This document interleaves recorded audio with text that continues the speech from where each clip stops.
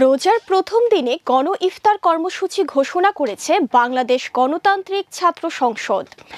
কর্মসূচি অনুযায়ী ঢাকা বিশ্ববিদ্যালয়ের ছাত্র শিক্ষক কেন্দ্রে এই গণ ইফতার কর্মসূচি পালন করা হবে। শনিবার গণতান্ত্রিক ছাত্র সংসদের অফিসিয়াল ফেসবুক পেজে এই তথ্য জানানো হয়। প্রকাশিত এক ফটোকার্ডে বলা হয়, স্বৈরাচার মুক্ত রমজানের প্রথম ইফতার আমাদের। ২রা মার্চ অর্থাৎ আজ গণ ইফতার কর্মসূচির স্থান টিএসসি। বাংলাদেশ গণতান্ত্রিক ছাত্র সংসদ ঢাবি শাখার যুগ্ম সদস্য সচিব রেজওয়ান আহমেদ রিফাত জানান, স্বৈরাচার এবং গণহত্যাকারী শেখ হাসিনার পতনের পর প্রথম ইফতার এটি। স্বৈরাচারের সময় আমরা স্বাধীনভাবে ইফতার করতে পারিনি, এমনকি রমজানের ইফতার করার জন্য খুনি লীগের হামলা শিকার হতে হয়েছিল অনেকের। আমরা আজ প্রথম রোজায় গণ ইফতারের মধ্য দিয়ে আমাদের সেই স্বাধীনতা প্রকাশ করছি।